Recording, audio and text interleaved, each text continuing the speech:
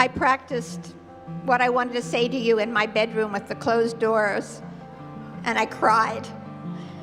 So then I tried it again, and I gave it to my granddaughter, Ava, and she cried. And I said, this is not going to work very well tonight. So I'm really going to try to say the few words I've planned.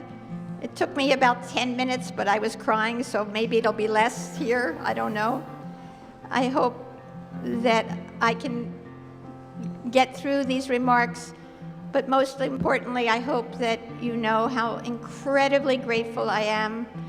This is, I never knew, they kept it a secret from me, so I didn't know. I knew there were going to be some people, lots of people, and then when I look around, people that I haven't seen for 30, 35 years that are here today, and some of you who I have only written to, it's just overwhelming. So I'm going to give a try at this. Here we go. Good evening. How is everyone doing?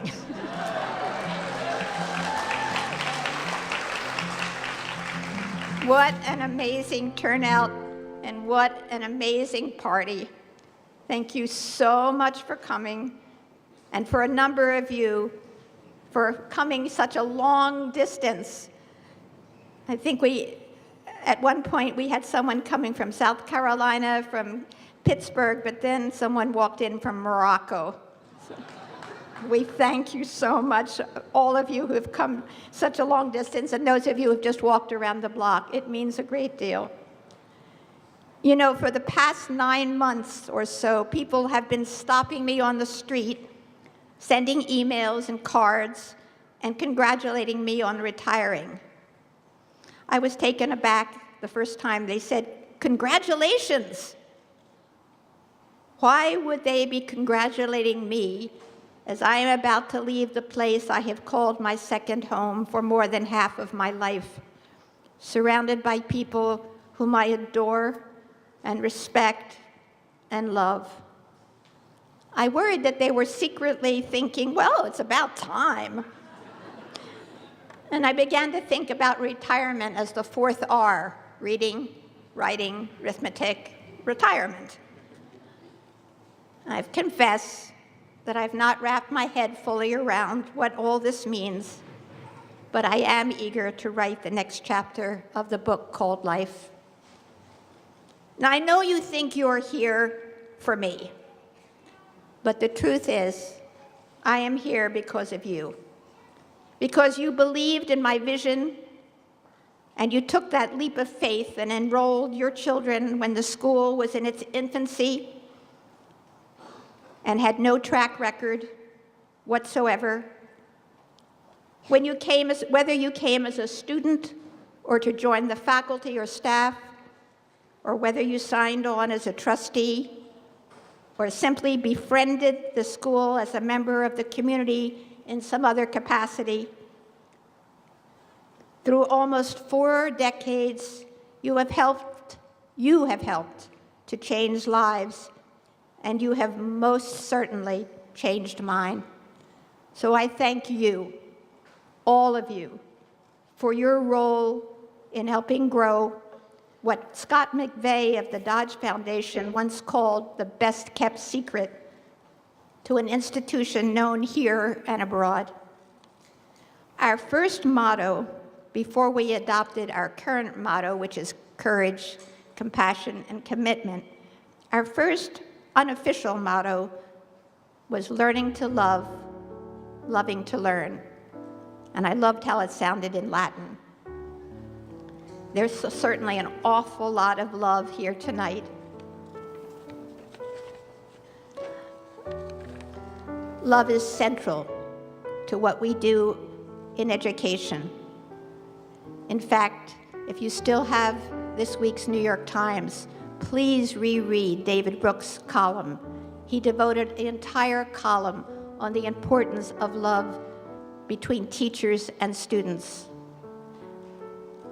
I so wish that there was time to tell you stories about the boa constrictor and pet pig that once lived in my office on Science Fair Day, or the flood that occurred while we were performing A Midsummer Night's Dream and bailing out the water as audience members sat happily unaware of what was going on backstage, at least until we needed to tell them that they would have to exit by walking on milk crates to avoid the flooded hallway.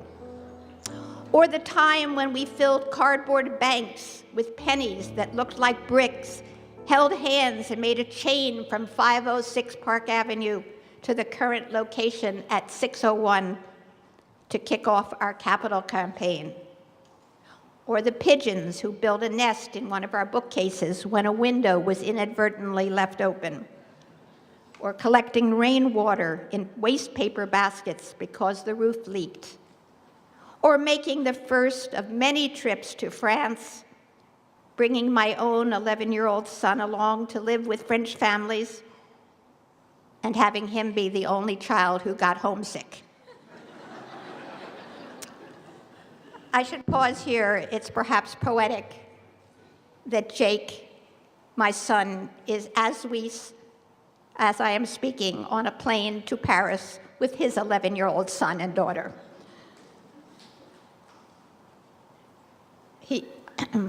I know that you too have many memories, and I absolutely love it when you share them with me. So please continue to write them down. When I sat down in my living room in 1977 with Nancy Couturier, Anne-Marie Marcazo, Elizabeth Nage, and my mother, Edna Fisher, who taught me to love learning for learning's sake, to consider creating what we believed would be a pilot project, not necessarily a school. We set out to create a place where children and adults would be encouraged to try new things and to take intellectual risks, where it would be important to master another language or even more than one language, to study the classics, to have a conversation about literature and poetry, to bring the arts, theater, dance, music, art, and painting into the lives of young people. A place where it was safe for a child to think outside of the box, to play a sport or take a flamenco class or try circus arts or yoga without being afraid to make a mistake.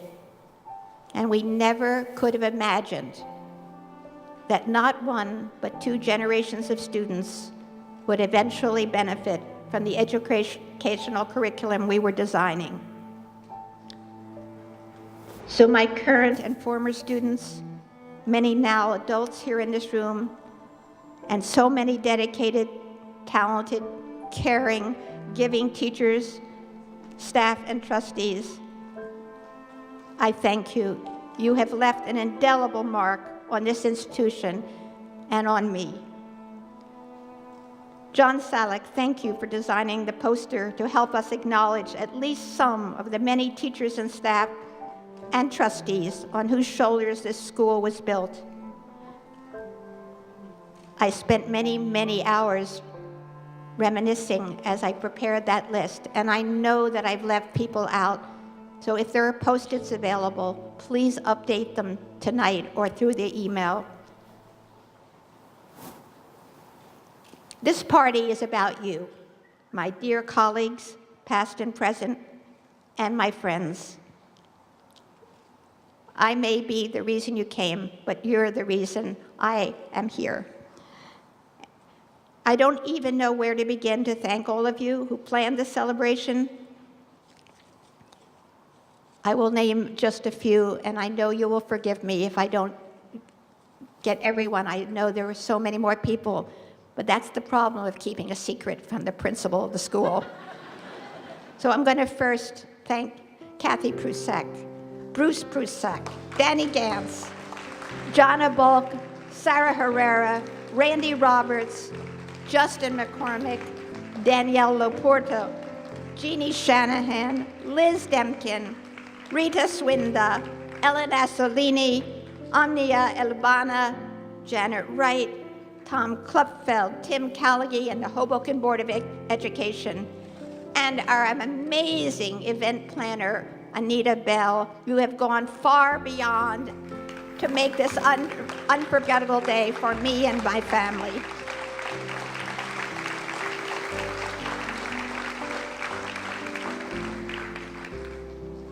We are so grateful to you all.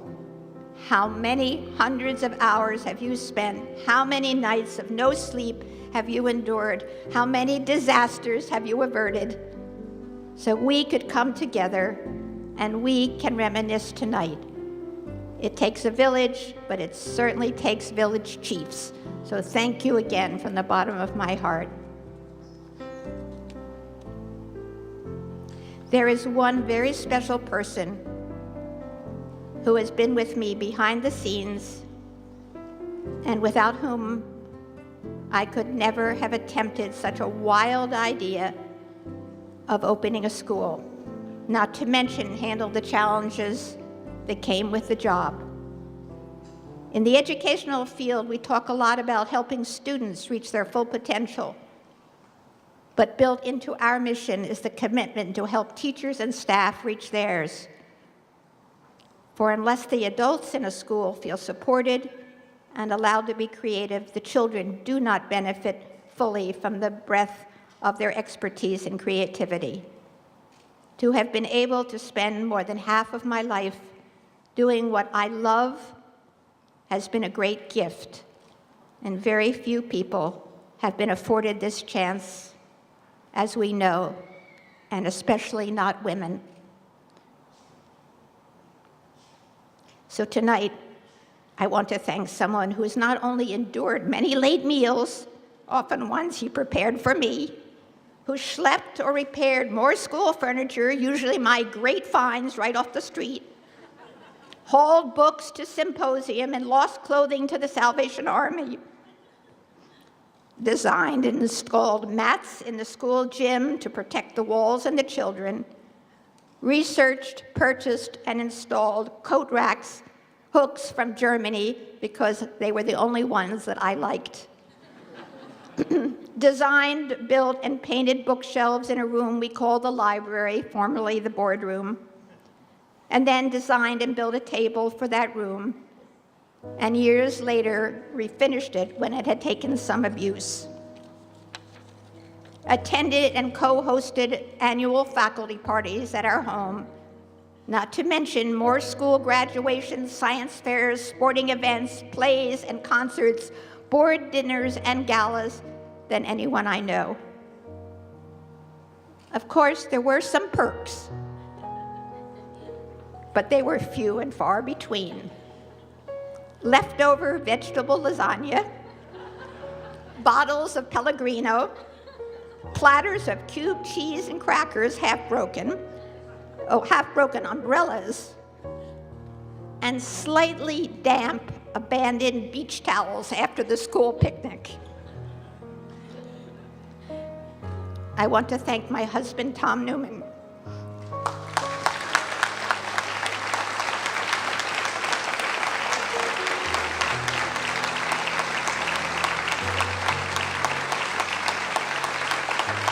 Tom, this party is for both of us. The great ship Hudson, or what you have always referred to as Sacred Hudson, is about to dock. You will have some home-cooked meals on a regular basis and a passenger on the back of your motorcycle, for better or for worse.